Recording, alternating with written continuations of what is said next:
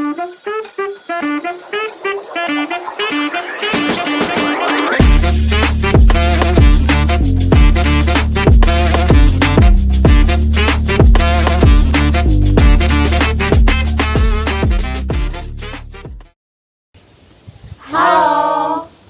kami dari kelompok 14.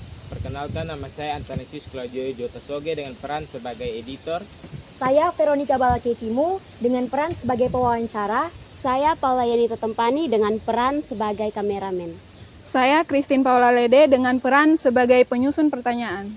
Saya Evegresia Stefanina Costa dengan peran sebagai penyusun pertanyaan. Saya Maria Gracia Off dengan peran sebagai pewawancara.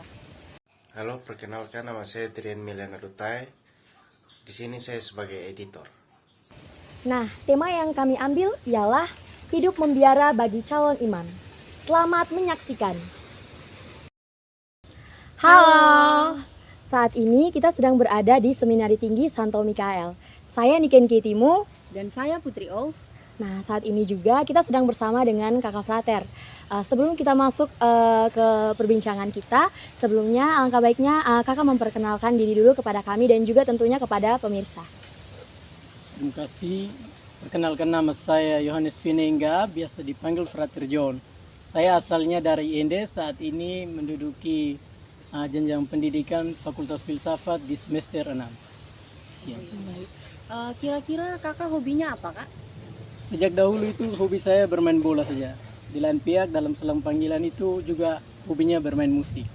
Oh iya, hobinya bermain bola dan juga musik. Iya. Tetapi setelah dewasa kakak memilih untuk hidup membiara ya. Ya, itu adalah sebuah sesuatu pilihan. yang hebat. Pilihan. Kalau boleh tahu kakak asalnya dari mana?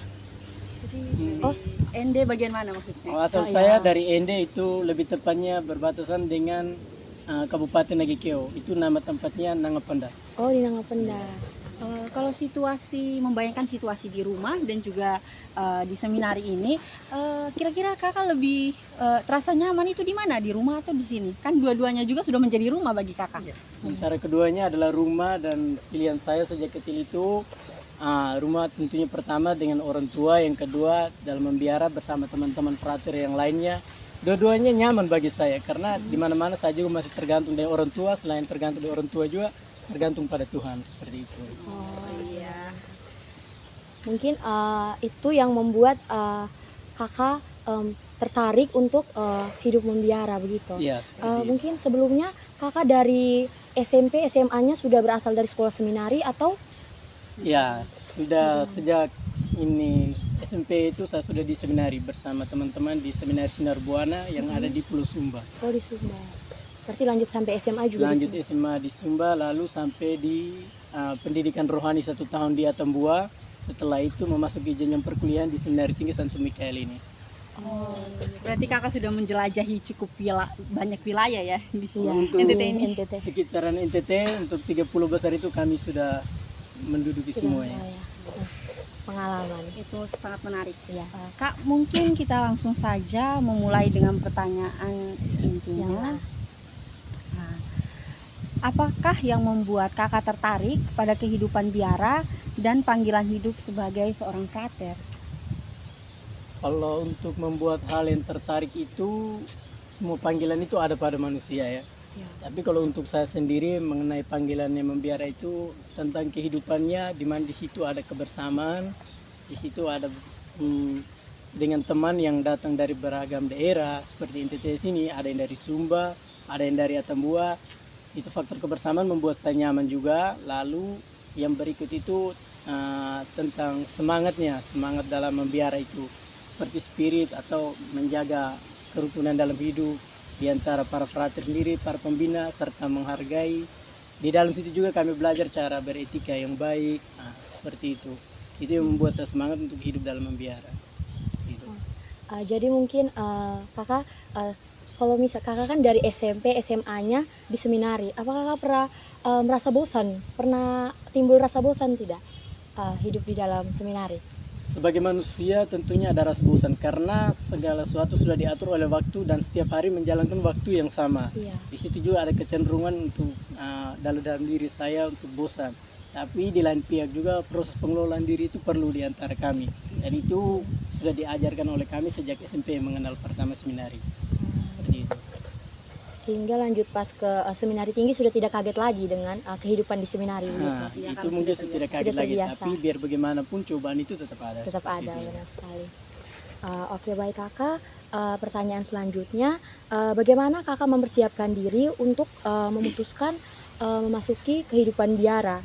Apa saja pertimbangan yang kakak lakukan? Di sini mungkin lebih ke pertimbangan untuk masuk ke seminari tinggi. Begitu, kakak. Sejak awal itu ketika tamat SD itu motivasi untuk menjalani panggilan sebagai seorang calon imam itu belum ada. Itu tadi seperti pertanyaan awal itu mengenai faktor hobi, kesenangan itu. Faktor main bola, karena dalam seminari itu hampir setiap sore kita main bola. Jadi faktor itu juga yang mendorong saya untuk pilih masuk seminari sejak SMP. Di lain pihak dalam perjalanan itu mulai mengenal berbagai jenis kegiatan lain seperti main musik, olahraga dan lain sebagainya. Pokoknya dalam hal yang bersama, di situ membangun motivasi saya untuk terus menjalani panggilan ini. Mengenai pertanyaan tadi itu bagaimana mempersiapkan Iya. diri, saya rasa itu saya temukan ketika saya sudah berada dalam panggilan. Jadi di dalam panggilan itu dengan mengikuti aturan yang ada, di situ juga proses saya mempersiapkan diri untuk kelak menjadi seorang imam. Seperti itu. Jadi awalnya kakak merasa kakak terpanggil, itu apa yang kakak lakukan? Atau apakah kakak masih bertanya-tanya dalam diri kakak, apakah panggilan ini benar-benar panggilan dari Tuhan atau hanya terlintas begitu saja kakak? Iya, hingga saat ini tentang panggilan itu dari Tuhan, jawabannya bagaimana saya sendiri untuk mengikuti aturan yang ada dalam sini. Kalau saya serius berarti saya dengan sendirinya ini panggilan dari Tuhan. Tapi kalau misalnya dalam selang-selang waktu, selisih waktunya itu masih ada kecerobohan dalam diri saya, misalnya pelanggaran-pelanggaran yang saya buat, berarti di situ saya masih harus membina diri saya untuk menjawab panggilan saya. Seperti itu. Oke, baik kak, kita lanjutkan. Pertanyaan berikutnya, apa yang kakak anggap sebagai tantangan terbesar dalam hidup membiara dan bagaimana kakak mengatasi tantangan ini? Mungkin sebelumnya kakak bisa sebutkan contoh tantangan yang kakak hadapi. Baik, mungkin kalau soal tantangan itu saya rasa dari tahap ke tahap ya. Mungkin dulu waktu seminari menengah, itu faktornya itu kerinduan pada orang tua, karena waktu itu kita masih kecil, dibina oleh orang tua, seharusnya hidup dalam kekerabatan keluarga, tapi kita sudah dipisahkan. Di situ menjadi faktor bagi saya untuk terus mengelola diri agar bisa mengontrol diri saya untuk tidak kembali pada rumah. Lalu setelah secara terus menerus dari tahap ke tahap melewati jenjang pendidikan, saya rasa sudah nyaman di dalam kehidupan berkomunitas bersama para frater lainnya. Tentang ini hambatan-hambatan lain itu sebagai manusia atau sebagai kaum remaja pada umumnya, tentunya faktor yang menghambat saya itu tentang relasi dengan sesama jenis atau dengan sesama jenis, tentang relasi dengan lawan jenis. Itu bagaimana saya harus membangun hubungan sosial di antara mereka sesamanya. Misalnya dalam pengelolaan diri itu kami diajarkan kalau misalnya ada sesuatu yang merasa tertarik dari seorang lawan jenis, di situ bagaimana kita mengendalikan diri. Salah satu contohnya kami yang diajarkan itu proses pembinaan diri itu menganggap bahwa mereka sebagai jaringan yang mendukung kita dalam panggilan ini. Di situ kaum hawa sebagai mereka berpartisipasi untuk mendukung kita, respon mereka sebagai dukungan bagi kita untuk melewati masa remaja ini dan juga mendukung kami dalam panggilan ini. Seperti itu. Maksud dari kan itu kan sebagai tantangan. Ya. Lalu dikatakan sebagai faktor juga yang mendukung panggilan. Kalau faktor pendukungnya itu mungkin contohnya seperti apa? Dia bisa Apa yang dikatakan sebagai dikatakan? faktor pendukung begitu. Iya, benar sekali. Karena maaf sebelumnya kakak, kalau misalnya yang kita ketahui kan kalau frater, kalau misalnya sudah kalau berteman dengan kaum hawa kan pasti ujung-ujungnya kan ya ke situ. Kan di sini kan kakak frater jelaskan bahwa dia sebagai faktor pendukung nih. Nah mungkin contohnya itu seperti apa begitu? Ya itulah pandangan orang pada umumnya, tapi pada dasarnya bahwa tidak semua membangun relasi dengan sesama lawan jenis itu sebagai satu hubungan yang memiliki keterikatan. Itu tidak semuanya di antara kalangan para frater, karena biar bagaimanapun kami ini seorang manusia juga yang masih belajar, yang ingin mengembangkan kehidupan bersama dengan teman-teman yang lawan jenis lainnya. Jadi tidak mungkin di antara kami kalau misalnya membangun relasi satu sama lain itu dianggap sebagai seorang yang masa depannya akan memiliki keterikatan, misalnya dalam faktor pacaran atau apa. Jadi tidak semuanya seperti itu. Kami merespon mereka itu sebagai satu kawan, sebagaimana teman-teman di luar yang alami. Seperti itu. Berarti yang tentunya lawan jenis yang memiliki relasi dengan kakak, seharusnya mereka sudah mengetahui apa yang menjadi panggilan kakak dan hubungan itu akan seperti itu saja ya. Nah, dan seharusnya mereka juga mendukung begitu. Iya, mendukung. Mendukungnya. Iya, Makanya dikatakan tantangan ya. Iya. tantangan. Ya.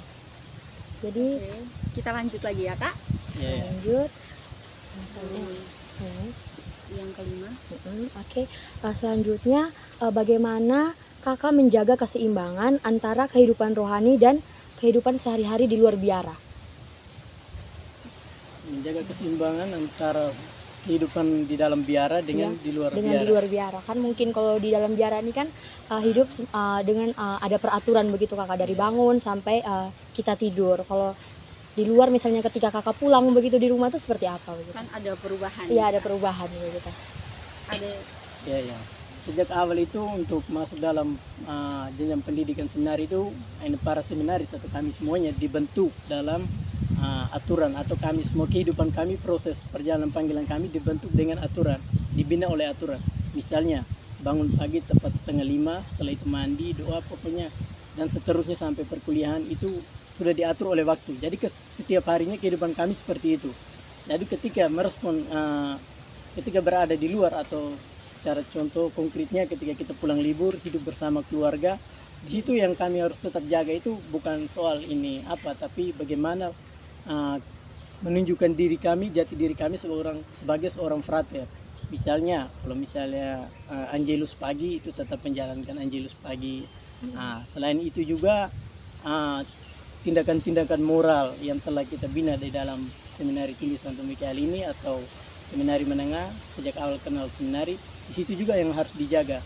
Di lain pihak cara beretika dengan orang yang lebih tua, itu yang pada umumnya sama kami yang belajar ini harus menunjukkan itu kepada umat. Karena kalau misalnya kalau kami tidak menunjukkan sifat-sifat seperti itu ketika libur, itu umat akan merespon kami secara negatif. Seperti itu. Jadi menyeimbangkan antara kehidupan di biara dengan, Iya, dengan kehidupan kehidupan. sehari-hari begitu. Oke. Next question, apa yang kakak anggap sebagai manfaat terbesar dalam hidup membiara ini? Yang saya anggap sebagai manfaat terbesar itu yang pertama itu menemukan siapa saya yang sebenarnya sebagai manusia. Karena kalau misalnya saya bayangkan dari dulu, kalau misalnya saya kehidupan di luar itu mungkin saya akan sama seperti orang yang lazimnya pada umum NTT itu orang pemabuk, seperti itu. Jadi ya saya akan sama seperti mereka. Lain pihak juga bisa jadi lebih ngeri daripada itu, atau jadi seorang yang berandalan seperti itu. Kalau misalnya yang manfaat bagi saya untuk menemukan siapa saya sebenarnya sebagai manusia itu, yang pertama proses pembinaan diri, misalnya menempatkan waktu di setiap sisi, belajar, doa, jam makan. Jadi di situ yang sebagai manusia sudah diatur oleh waktu semuanya. Gitu. Terjatuh semuanya. Jadi manfaatnya sangat besar ya untuk manfaatnya kehidupannya kakak. Gitu. Kalau itu kan manfaat untuk kakak, mungkin manfaat untuk keluarga kakak atau mungkin orang tua begitu. Oh ya. Ya, Kalau manfaat untuk keluarga, lebih umumnya keluarga mama saya, Iya. merasa sangat bersyukur karena salah satu anaknya ikut dalam panggilan Tuhan atau pilihan Tuhan begitu. Karena ketika pulang itu mama selalu bilang itu apa? Yang terima kasih, kata terima kasih itu bagi saya bukan yang sekadar terima kasih, kurang-kurang saya sudah menunjukkan bahwa saya anak baik dalam keluarga. Gitu. Itu yang saya rasakan, atau itu juga yang mama rasakan seperti itu. Faktor mendukung lain bagi keluarga itu di mana-mana. Kalau untuk status sosial kita NTT itu ketika anaknya dalam masuk panggilan biara, di situ tentunya orang tua itu akan dipandang oleh ini sesama masyarakat seperti itu. Kalau jujur saja dulu waktu belum mengenakan jubah itu kadang masyarakat juga bukan menghina, seperti menyepelekan keluarga seperti itu. Lebih pada merendahkan tapi tidak menghina. Tapi sekarang mungkin menurut penilaian saya melihat agak statusnya agak beda. Itu mungkin faktor utamanya mungkin saya membiara, dan itu juga disampaikan oleh mama saya sendiri. Seperti itu. Berarti lingkungan juga dapat menilai begitu. Iya. Nah. Oke, mungkin selanjutnya. Oke, baik Kak, mungkin itu untuk keluarga. Nah, sejauh ini peran Kakak sebagai seorang frater dan juga peran teman-teman Kakak, semua frater di sini untuk masyarakat yang sudah terrealisasikan itu seperti apa, Kak? Mungkin bisa Oh ya, terima kasih. Sebagaimana tugas kami pada umumnya, yakni ikut dalam kegiatan religius atau berpartisipasi dalam kegiatan gereja untuk membawa keselamatan pada umat. Itu tugas gereja pada umumnya. Jadi kami para frater itu mempunyai tanggung jawab besar ketika berhadapan dengan umat. Apa yang harus kami wartakan kepada umat, itulah yang harus kami berikan. Jadi sumbangsi kami, mungkin sekarang saya masih frater, hal yang bisa saya lakukan adalah apa yang saya pelajari di sini. Misalnya tunjukkan cara beretika yang baik, cara bermoral yang baik. Di lain pihak juga memberikan pelayanan seperti ibadat waktu ada kematian atau ulang tahun dan lain sebagainya. Kami ini kalau misalnya frater belum bisa untuk membawakan satu berkat, misalnya berkat pernikahan, itu belum bisa. Itu yang bisa dilakukan oleh orang-orang yang sudah tertabis seperti romo-romo dan para diakon serta para uskup dan lain sebagainya. Sedangkan para frater hanya bisa memimpin ibadat. Di lain pihak juga untuk sumbangan misalnya dalam kegiatan bermasyarakat, ya seperti bersosialisasi tentang gereja seperti itu. Berarti manfaat untuk masyarakat mungkin sudah banyak sekali ya. Kan mungkin sekarang kan kakak semester 6, jadi mungkin sudah beberapa tahun ini sudah terrealisasikan kepada masyarakat. Mungkin masyarakat itu di masyarakat tempat tinggal kakak, di daerah kakak juga seperti itu atau pada saat kakak? Sumbangsi yang sudah kami realisasikan mungkin ya banyak tempat. Waktu beberapa bulan yang lalu itu, pada bulan 9 itu, bulan Kitab Suci Nasional itu, beberapa para frater itu diutus ke tengah-tengah umat untuk memberikan katekese, memberikan Sharing Alkitab. sharing Alkitab bersama umat. Itu waktu itu kami beberapa bersama teman-teman frater yang lainnya ditempatkan di wilayah Oilita, di Paroki Oilita ya. Diminta untuk ke sana. Karena itu salah satu sumbangsi untuk kami membawa kabar sukacita di tengah masyarakat. Di tengah masyarakat. Oke, baik Kak, pertanyaan tadi adalah pertanyaan penutup kita. Kami mengucapkan terima kasih banyak atas kesediaan Kakak. Melalui cerita dari Kakak sudah menginspirasi kami tentunya, dan juga pasti akan menginspirasi teman-teman yang menonton video ini. Terkait motivasi kakak, saya cukup bangga terhadap kakak karena dari SMP SMA-nya sudah berani untuk hidup di dalam seminari. Sedangkan mungkin di dalam pengalaman hidup saya terdapat beberapa keluarga atau kenalan saya juga, mereka juga hidup hidup di dalam seminari, tetapi ada yang tidak tahan, ada yang lari karena hidup di dalam seminari itu, ya ada yang mengatakan hidup itu di dalam seminari itu keras, berat, karena terikat begitu, karena setiap hari itu ada saja aturan-aturan, dan kalau langgar sedikit ya pasti hukumannya itu berat. Dan untuk kakak bisa melewati semuanya hingga di seminari tinggi ini. Jadi congratulations untuk kakak begitu ya, Put. Ya, semoga kedepannya juga semua berjalan lancar sehingga bisa menjadi imam yang baik pula. Ya, semoga panggilannya lancar-lancar saja kakak. Ya, Kak. Terima kasih Jadi, Kak. Terima kasih kakak. Jadi mungkin hanya itu saja perbincangan kita pada hari ini. Mungkin dengan pertemuan kita pada hari ini bisa membangun relasi kita untuk kehidupan kedepannya kakak begitu. Ya, jadi mungkin besar harapan kami berdua kita bisa bertemu lagi untuk berbincang-bincang lagi. Oke. Sekian. Bye-bye. Bye bye.